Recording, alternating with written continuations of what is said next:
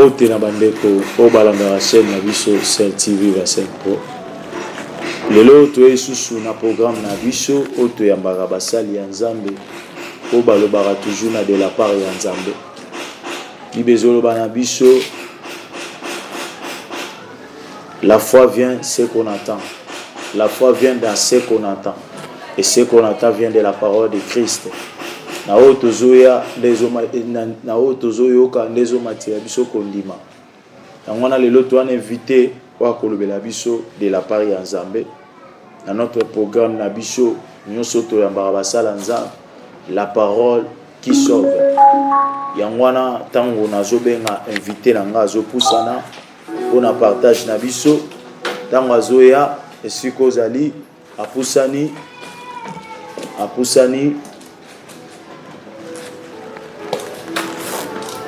Shalom. Shalom papa. Nzambe to yambe na komba Yesu. Merci vraiment mingi l'opportunité. Merci. Nzambe apambola bino bisika bozali.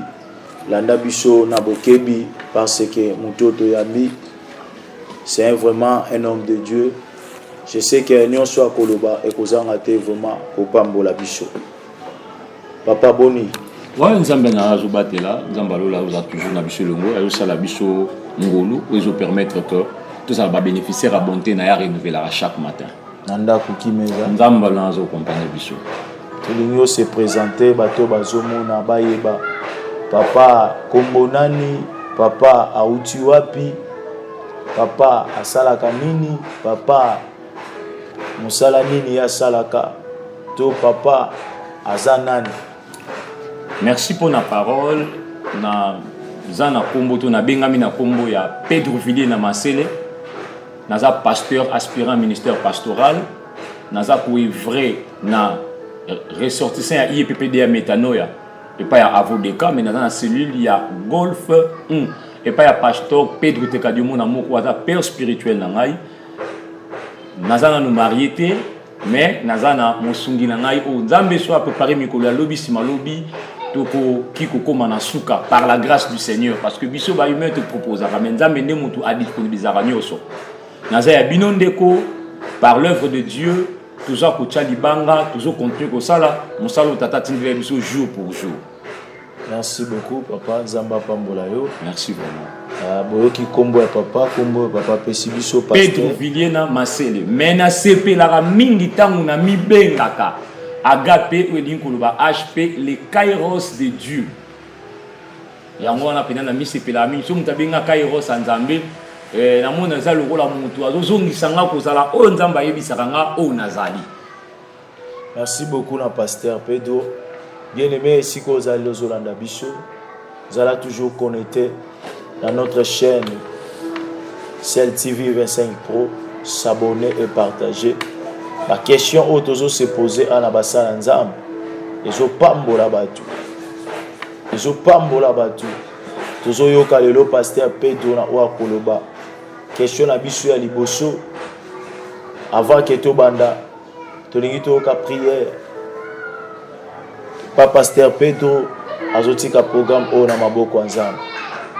To landi lo sambo pasteur Pedro azo sala prière moko amuke atika programme o na maboko Nzambe. Merci, Tobondeli, le souverain premier, le tout-puissant, le tout-miséricordieux, riche en bonté et là en colère. Na dédié moment où peut opportunité peut samedi biso na si angolu ya loboko na yo, ba ange na yo ba accompagner biso, molimo na yo et santu eza na biso elongo pona ko sunga enfin que o nyuso to ko sala awa ezala na vertu ya honneur kozonga epai na yo pe e contribuer na moto nyonso tout akotala pe akolanda biso fungola mayele na biso mitema na biso enfin que tous ala ba bénéficiaire ya message oyo ekobimana midi ya lelo na kombo na Yesu Masia ndeto bondeli. Amen. Amen. Oui, toleki na programme na biso. Toyebi déjà sika pasteur Pedro outi, toyebi sika pasteur Pedro travaillaka. Tozoleka na maman na likambo na biso tozolobela est-ce un chrétien peut-il perdre son salut? Est-ce chrétien ko ikobungi s'appelle obiko na ye? Eza chrétien na biso, eza liso na biso o toko solo la lelo na pasteur na biso Pedro ayebisa biso est-ce La première question, autour nanayo, Pasteur Pedro, est-ce qu'un chrétien peut-il perdre son salut? Chrétien a quoi ça, le bikonaye? Non, répondre oui. Chrétien a quoi ça, le bikonaye. Expliquez biso na façon nini. Ce qui n'a bien expliqué na façon nini. Na ko se relier, on se connecter. Na version moko est intitulé na carte Bible et bon et ko permettre na expliquer pourquoi na bi que chrétien ko bungi sa salut na ye parce que belé ba loba est impossible mais nga no yebisa yo est possible chrétien abungi sa salut na ye tozui to poussa la momba momingi ndamba sala biso ngolu zonora la Bible na yo na livre ya Jérémie aux livre ya Jérémie très rapidement pour ne pas perdre le temps zo Bible na yo na livre ya Jérémie. Aujourd'hui, Jérémie chapitre 17. Jérémie chapitre 17. Jérémie chapitre 17. Tanganokakana verset 4. Tu remarqueras, voici ce que la parole du Seigneur nous dit. Tu perdras par ta faute l'héritage que je t'avais donné. Je te servirai à ton ennemi dans un pays que tu ne connais pas. Car vous avez allumé le feu de ma colère. Il brûlera toujours. La parole du Seigneur. Pour te gagner temps, papa, na ko bakisana verset mususu metotanga ya mote. Ezana Josué. Na kata Josué chapitre 12. Tu vas au monde na lisolomo ezana 4, il y a Israël tanga pese ki mu Congo contre Bitumba tanga polaki pendant que bataki na ordre ya Omata. Jérémie a dit dans chapitre 17, l'Éternel dit que tu perdras ton héritage par ta faute, l'héritage que moi je t'avais donné. Le salut que nous recevons par Dieu, on les a définis. Lokola, moto abiki, moto abiki, donc c'est-à-dire moto à s'échapper dans le français. Ozaki na mbela moko, ozaki na difficulté moko, tozaki condamné na likambo moko, mais babiki siyo. Balongolio na likamboana. Ba pesio li sous chance. Alors qu'est-ce que tu dois faire lorsqu'on t'a donné quelque chose? C'est juste il faut sauvegarder. On soit soin ya eloko o ba pesio. Ce qu'on puisse faire dans moment la monter au perdre yango. Or salut ça le héritage parce que Bible dit tout ça va co-héritier du Christ. Salut ça héritage au biso tozui pa ya Nzambe. O ya pesi biso. Et sengel na biso to soit soin nango. Parce que lorsque nous recevons le salut sur la terre, ce n'est pas encore pour entrer dans le ciel. C'est juste la porte d'entrée. Alors, il faut garder et l'autre pour permettre Christ à défendre. Si tu l'as perdu, rassure-toi que non, Lola, au tika le monde en côté. À cause de Yomoko, ba faute na yo et ko permettre au perdre et loko auto bengi salut nzamba pesio ngana bengango héritage tozo pa nzambe il faut qu'on protéger yango l'héritage il faut qu'on protège yango mais bibezo bana biso quiconque évoquera le nom du Seigneur sera sauvé et batumusu balobi que toza na temps ya grâce c'est na temps ya grâce mutako perdre vraiment sali na ye. Voilà, c'est une très bonne question. Mais nous avons le 99% de la bonté en Nzambe. Et ça qui est collecta 1% de colère en Nzambe. La grâce ne signifie pas la volonté permissive pour progresser dans la bouzoba. Quand tu demeures dans la bouzoba, tu demeures dans le faute, tu demeures dans le péché. Peu importe période où ça seul même si c'est la grâce, si le Christ est venu ou l'Éternel t'a retrouvé dans cette position, même 99% à bonté et c'est l'autre qui va enflammer ta colère. Le temps de la grâce nous permet seulement que loi abet abiso ma capacité, mais abet abiso chance. Il y a que ça encore parcours parce que loi a la condamnation, loi a la mawate, loi aussitôt fait aussitôt condamné. Mais la grâce nous permet, on peut savoir cette chance, ce qu'il fallait qu'il va permettre mais une deuxième opportunité à vivre. C'est ça ce que la grâce fait. La grâce c'est pas la loi Boma, loi Kitamom, que loi Sunga. La grâce, moi j'appelle la grâce l'avocat. malgré juge azokata mais avocat zaka wana pour non sa juge tout ça prison il y a 10 ans et comme il y a 50 ans il y a 4 ans parce que avocat zaki mupandi à débattre na juge la grâce des avocats pour combattre la loi pour ne pas combattre mais comparer contre la loi pour pas allévier aux situations. Pour pas lever aux situations. Mais quand tu demeures dans les erreurs, et ça le la grâce nous permet, il y a une chance. Mais quand on a une chance, il faut protéger chance. On doit se souvenir. Jésus-Christ a dit ici Moutou. Mais lorsqu'il a dit Moutou, c'est qu'il s'est présenté par le sacrificateur. Abaki c'est lié. Mais qu'on soumou kalissousou, de peur qu'il ait le pire par rapport à Élie aussi. De peur qu'il y ait le pire. Grâce et permettre au coup faté. Mais si on continue, papa, en tout cas, Tikana Ibisayo, quand il y a 1% Zambi, et qui nous a 9 bontés à couleur, au Inanzambi. Merci. Seigneur Nao Lobi, Moutou Azotamba Mabe, Zamba se permettre, c'est ça. Voilà. Moutou Azotamba Mabe. Et oui aussi. Moutou Azotamba demeurer na Katia Mabe. Au Tambola Mabe. On se convertir, on se repentir, on se convertir au tiki mabe. Mais mon oiseau demeurer. Si quand on a catholique sur le mouké, olimbisa mouké, il y a deux choses que biso to sanango. Il y a deux choses. Il y a la repentance et il y a la conversion. Et ça n'a pas tout. Bazana va se repentir dans la vie, mais va se convertir. Repentance c'est ça ni. Na regretter makambo na sali. Na regretter pour nani na sali amour. Non, ça la dissoute. Si on s'est converti, c'est-à-dire n'a changé, non, ça appelle souté. Il y a des gens qui chrétiens qui se repentir. Mais pour ça, l'année, à continuer pour ça. Parce que l'Éternel n'a pas besoin seulement de ne pas se repentir, mais de ne pas se convertir. C'est ça. Lorsque tu te repens, tu ne te convertis pas, laisse-moi te dire que la grâce ne te sauvera pas. Merci beaucoup, je confirme aux Zoloba. Mais comment Moïbi a Koufa qui n'a croix? Moïbi Obakanga qui n'a croix le mona Yesu parce que ni ne bikisa qui na croix parce qu'il a crié ba te belé ba lobi que le soro yambi Yesu atozo sa no mabe me Yesu biki na yo. Voilà, une très bonne question encore. Oyambi Yesu me continue ko sala na mabe obiki na yo. Et là on a lobaka exact que on a mal compris.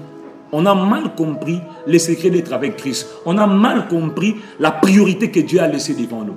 Moïbi wana tango ayambi Yesu animé lié à croire na Yesu a sengia sala ngolu a continuer les sous vite moïbi et sous kaika wana o ya continuer que ki vi mususu mais yona ngai to nimé Yesu biso be miyibi mais après wana to continue ça miyibi c'est ça le problème yo ko ki lelo ko se repentir et pas encore o se repentir o se convertir o se ngolu mawa nzambe makambo suki wana to kufi.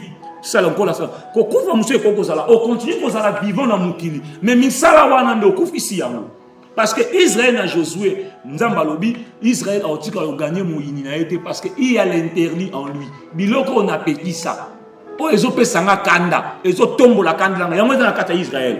Ata na tindia bunda bitumbanga moko longa te punga na tindia. Po biloko na pekse za kati na yi.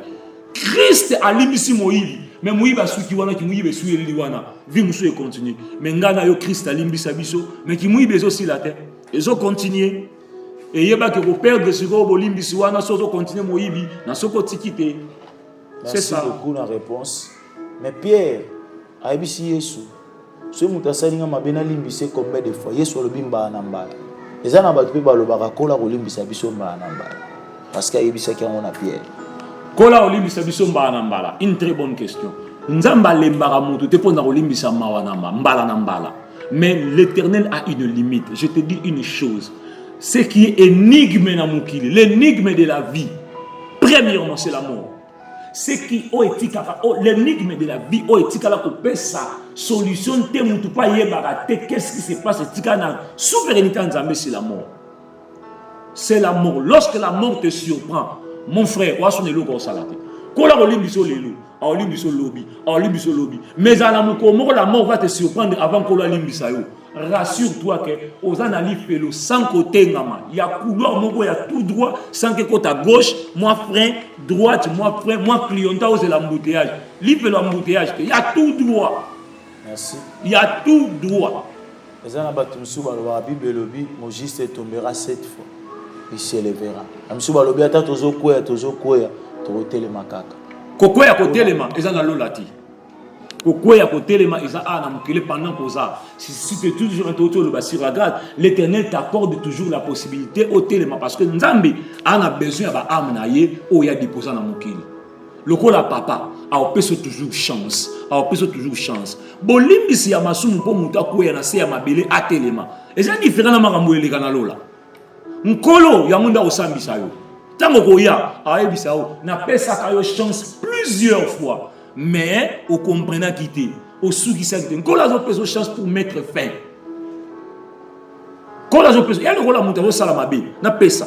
Un chrétien, un serviteur de Dieu, chrétien ou enfant de Dieu, ou tout ça, moussali, de mes disciples, à osala mabe, mais mabe n'est mon anati. Donc, à sala mabe, qui ndumba nyo so même kolo mon côté, botkala au mona, et botkala au kangai. Mais nzamba yebi, mais onction, makamu tout est au salama. Si l'Éternel permet de cela, il te donne que le temps de se repentir, il te donne que le temps de changer. Pourtant, écosile la yo, yango nde nkola kozala nango prise. Po eloko moko nzamba salaka. Nzamba linga kozala na raison, mais nzamba linga ko victimiser mutu te. Alinga mutu nyoso za la responsable ya ba acte na ya kozaki. Ozomona, yango nkolo, lokola za nkolo soit traité na bonzambe okoka sa sortir te. Faut attendre apeso ba opportunité pourtant bo fanda na ye. Et ça la tête a condamné yo par sa volonté mais yo moko ndo mimi na erreur. Nkolo linga za ngaite yomoko oyoka kiti mabena yomoko mutezo cache tigario. Merci toyoki pasteur Pedro azolo baeki muto azo demeurer na mabe aza ali foot na ye. Mais pasteur Pedro tozo mona na Bible na Ancien Testament nzamba bisi Moïse loba Moïse a beti nzete. Mais pourquoi tout moni Moïse tant Jésus na montagne ke ko samba poza na batu pe batu na ki ba question wana. Mais pourquoi Moïse a bangaki nzambe te? Mais nzamba bikisaki pa limbisaki. Même na montagne ya transfiguration abimelaki Yesu. Parlons ko ikolobani, c'est que muta ko sane mabe ko asuka ko kotane pe bokonza likolo. Et là on a se plaisa que balakisi biso esika Moïse abetaki libanga. Abeti libanga mbala moko ya beti 2 fois. Beta ya lobi, loba ya beti, c'est-à-dire il a abakisi Nicolas Obaebisa qui était. Mais si tu continues à lire ou à méditer bien la Bible, tu comprendras que Moïse avait une attitude de regret. Cette attitude de regret, moi je comprends par la miséricorde de Dieu, Moïse a été déjà pardonné par cette attitude de regret. Mais Nzambangata lisaeka toi na 2 mondes. Na limisi na ngayo polo la na sauver âme, mais parcours bénéfice à mukilinde ojwate. Yango Moïse a la même canal na musika a la pose epé na posa kotango. Moïse pas na posa yepé a bénéficié na mo mais a bénéficié na moté. C'est-à-dire il y avait un moment de l'attitude entre Moïse et Dieu. Tu autant bien tu comprendras qu'il y avait un moment parce que Moïse avait l'affliction vers l'Éternel. C'est ça, cette attitude qui a permis que l'Éternel aligne sa Moïse automatiquement. Parce que l'Éternel a la carte mais le problème c'est l'attitude de l'intérieur, l'attitude qui a pris. Pour moi, le bandaraté tant de commettre, mais avant de commettre l'acte, le pensée qui a commencé, c'est ça qui a formulé le péché. Voilà pourquoi l'Éternel dit à Caïn, nini nande konayo. Pourquoi es-tu abattu? Si tu relèves ta tête, Caïn ça n'est non de konaité. Et loko, bazobi manachan, nan basilicité. Mais l'Éternel a observé l'intérieur de Caïn. Ah oui, le péché est couché tapis à ta porte, mettez les mains dans l'eau, so quitter et au quoi liko non et vos gendre liwa. Non, ça là le côté. Tu pas à Joseph, tu dois remarquer Bible le dit, Joseph s'est résolu promptement. Na yemo na point na Marie au lobby, na otele mi beko décision qu'on peut kufa entre na Marie. Mais eza on a pensé na tena acte, mais l'ange est venu pour lui dire parce que l'Éternel intervient en nous par son esprit avant même de commettre l'acte. Alors, sans comment commettre un comment très grave. Et pourtant, on commet, l'Éternel t'a donné la possibilité. Il y a 2 choses que nous vivons. Il ne faut pas oublier. Nous avons 2 paradis. Que moi j'ai dit 2 paradis. Le paradis terrestre et le ciel. Pour l'éternité et la vie mortelle. Il faut que tu puisses bénéficier dans cette terre et il faut aussi bénéficier dans le paradis. On doit travailler pour 2 comptes. le compte charnel et le compte. Il y a deux personnes qui ne bénéficieront pas du compte charnel parce que l'Éternel les a privés. Mais après, c'est gloire à l'Écolo. Il y a deux personnes, gloire à ma belle, gloire à l'Écolo à Kozouati. Dans mon nom, on dirait qu'on a tiré le temps. Pour ça, on a continué. Il faut comprendre. Ndengo zoloba loba vraiment moi malembe poza na ba patu bazolanda yo faut ba comprendre yo na nyonso zo expliquer tozolobela les chrétiens peut-ils perdre son salut to qui a soulevé des questions moko alobi le paradis terrestre et le paradis terrestre céleste et le paradis céleste. Voilà, le paradis terrestre c'est quoi bato bazolanda ba comprendre parce que le paradis est à l'école mais le paradis terrestre le badi. Voilà, on a bien dit paradis terrestre parce que premièrement, lorsque l'Éternel a créé ce monde, c'était encore en bonne et en forme. Ils ont qui jouent pour l'ensemble. Ce monde, ils ont qui jouent pour l'ensemble. Mais ils ont qui kamoté. On a bien dit au paradis, ils ont qui louent comme alam, ils ont qui louent bien. Et nous avons bâti mutu pour muta bénéficier na nyonso. On nous avons bâti qui na seya mabele. Yango Jésus azoluba. Ba oba otika mukili, ba tiki ba œuvre mukili. Pour ba se contacter na nga. Namokilo ba au centuple. Et le temps à venir la vie éternelle. Tu as deux. Tu travailles pour deux. Tu te rencontreras avec Jésus, c'est la chair qui t'aidera aussi. Mais quand tu ne maîtrises pas la chair, c'est la même chair qui t'ouvrira aussi la porte de l'enfer.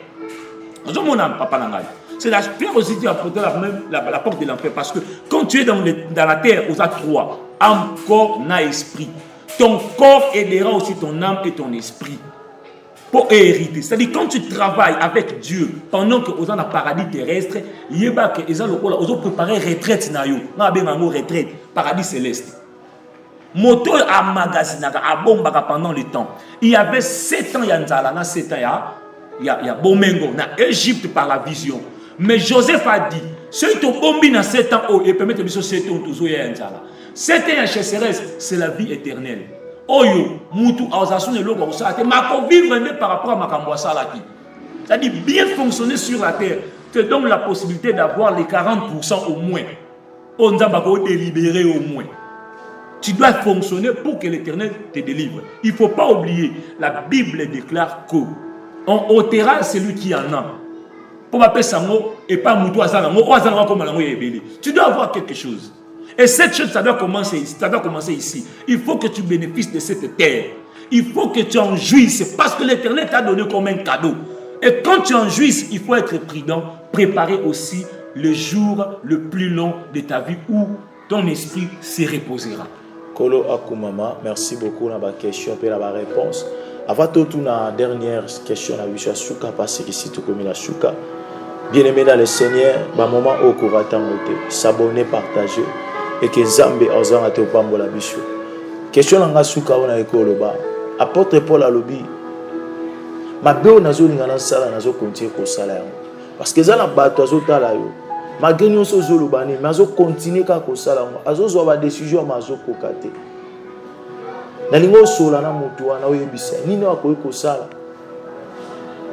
Nini wakoyeko kosala na mabéo azokoka kotika te. Azosala effort, azokende prière.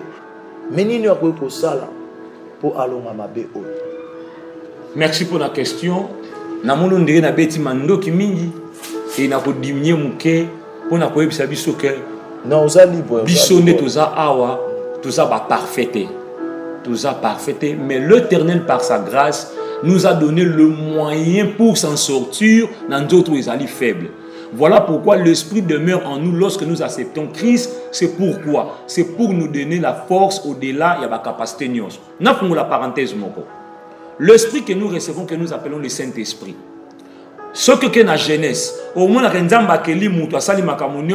mais l'homme n'était pas appelé l'homme vivant.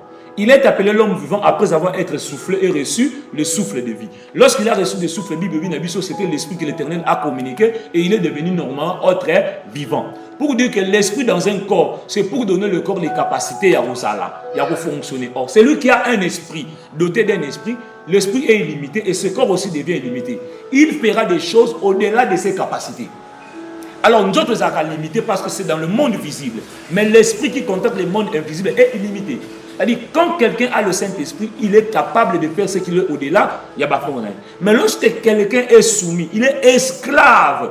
Et il arrive à comprendre que, à comment on a conscience, que ngande naza awa, nazo sala mabemo ko nazo ningana tika. Apporte pas la lobby très bien, mais à lui kolo sungangai. Na oyebi sayo bondeko. Yom au remarqué que Ozali ami na péché chéri moko quelconque. Oh, que chaque fois on se repentira contre Yamou, mais Yamou ne me souvent. Mais conscience na yo, et là on a se propose dans la conscience. Ozoye bakaza mabe. Luka basali nanzambe. Luka basali nanzambe. Bango parce que Mouto Bakanja mi libératé. Bible dit, l'Esprit du Seigneur est sur moi, il m'a oué, de l'ongoli annoncé, mais libérer les captifs et laisser libre un opprimé. L'Esprit du Seigneur que nous recevons est pour aider à travers la salle d'Anzambi, pour que si tu es captif quelque part ou opprimé, tu seras libre au nom de Jésus. N'a pas si au conseil, Lucas, serviteur de Dieu, Fungola, c'est des abafas, expliquer, mon docteur, comment a été, parce que ma bombe la maille de l'umbuté. Bien d'abord sur la bolungu wala pe comme apetu. Yebisa mo sala nzambi. Ngai musala nanga talezabui. Même si na sali boy, na soka makasi te na boy. Mo sala nzambi wana a ko implorer nde Moïse abandé ko intercéder parce que c'est le travail de Christ auprès du Père. C'est un intercesseur pour nous. Il intercède lorsque l'Éternel veut frapper Jésus-Christ ayaka. Papa ulaka ingai. Papa ngane na saliawa. Papa tala, papa tika. Nzamba boyebi c'est Christ charge nous en wana nde Christ akoya ko imonde yo ko bouger yo ko sala en fait parce que Christ aussi on a contre à rendre na nzambe ko nzamba koloba omoni bato memaki et Christ pas koloba ngani aza na omeme papa paka bato nga papa to la contrat so kota ke pananga mais au respecter makambo mususu te yango Christ pas sunga biso il a déposé 5 ministères na 400 mokili et l'esprit joue à cette personne. Merci. Pour avoir toutes les capacités ya bosunga biso na mokili. Que l'Éternel nous bénisse. Toyoki pasteur Pedro auti koloba luka basala nzambe talisa bango problème na yo mais ana batu mususu pe bakoma ko banga ko yusa basala nzambe ba secret na mabo basala nzambe ba mo obeta masolo ya batu. Ozana raison, bato na pe bazana raison. Mais je dirais tout, mutu oyo aza affligé à solo. L'Éternel lui conduit simple. Moni muto na motema ni aza ba régler à solo. Ba régler ba avanti. Tazo regretter pende à solo. Nzamba conduit sa reka pa ba bon. Nzambi na lola au salon ngulu. Na nzela ya émission o. Nazo belela pe na tomboli loboko nanga. Ko implorer nzambo aza na lola. Bato nyonso batana ba inquiétude mais bana ba place au kendete nzamba diriger bango a placer liboso na bango basali ya nzambe ya malamu o ba opanja sangote o ba kotiola te mais o baza na vrai esprit de Dieu o baza na pona ko batela ba brebis na ndenga solo enfin que ba orienter yo nzamba lola nzamba ba shakoli nzambo akela mokili oyo le Dieu de mon appel et de ma conviction le Dieu de ma vocation a placé liboso na yo mutumoko a convaincre yo a diriger yo et là on a ce plan nzambi tant mutazo koya mutazo regretter pendant au fond de lui et là on nzamba sala ata la so azo koya te mais ayaka quand même ko simba ina salité a même personne qui ne ko sukula tika nzambe a memo et pas mosala nzambo na nzela na ye nzamba ko sukula yo enfin ko za ya ko kangola ma na ndenge ya solo pour lobby au bénéficier na sali oyo ozwaki pendant que on dimela Christ lokola mokonzi pe mobikisi na yo. Merci pasteur Nzambe apambola biso to bandaki na bino na notre chaîne CRTV 25 Pro yo olandi biso Nzambe apambola bisika nyonso ozali to komi na biso les gens na suka landa biso na semaine prochaine na numéro na biso sur base na biso to lobera la parole qui sauve et l'autre lobera qui t'aime qui basé inquiété peut-il perdre son salut mon Christo akoyi ko bungi s'appelle obiko na ye ezala qui t'aime na biso ya lelo to komi na biso na suka pasteur oyi ko pesa batu mbote o bazali kolanda yo pesa 3 personnes 4 personnes mbote o bazali kolanda biso soki bazali te to leki na programme. Merci n'a profité pour saluer na pesimbo de na papa langa spirituel pasteur Pedro Tekadiomo na moko et papa Deka oyazali koko na ngai na ministère. Merci vraiment na ndengo accepta biso lokola bakoko na yo pe tozo evre na kata musala munene ya métano ya oeni ko ba repentance changement c'est notre travail pour faire repentir les gens.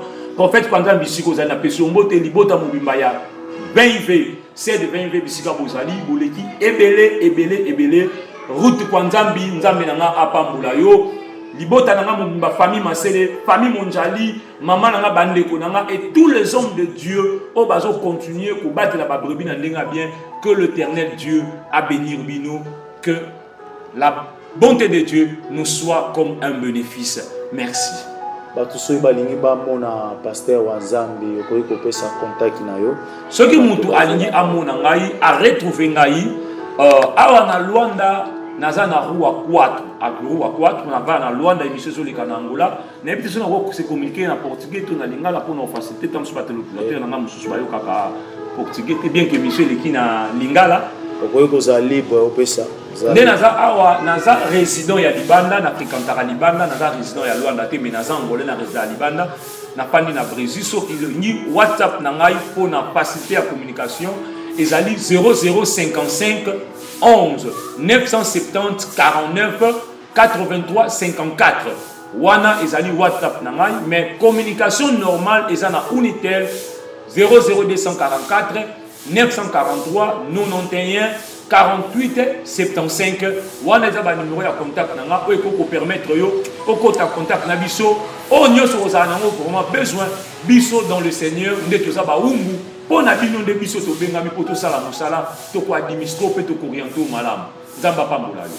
Merci beaucoup na bino nyoso bolandaki biso nzambe apambola biso nzamba pambola mama Hortense nzamba pambola sikozali nzamba pambola yo Marlène Beloti Zambe apambola yo Sera Anes, Zamba pambola yo Magali Tula, Zambe apambola yo yo obande kolanda biso Sœur Lydia, Zambe apambola yo muto nyonso azaki programmé pona kolanda biso, Zambe amona yo bisiko zali, Zambe asela bolamu riti bamundele, Zambe apambola yo notre sœur Pumbulu riti na États-Unis kolo asala bino bolamu, Serbia, Sœur Nadège Kiamana, Sœur Sarah Mazai. Que Dieu vous bénisse. Tokutani na programme Nabiso la semaine prochaine dans notre chaîne 7TV V5 Pro. Que Dieu soit avec vous. Merci. Zambe apambola biso. Merci pasteur. Merci pasteur pour l'invitation. Nous allons ravi ceux qui sont mbala liboso, tumbala souka pété. Zambe apambola biso. Que Dieu vous bénisse. Merci.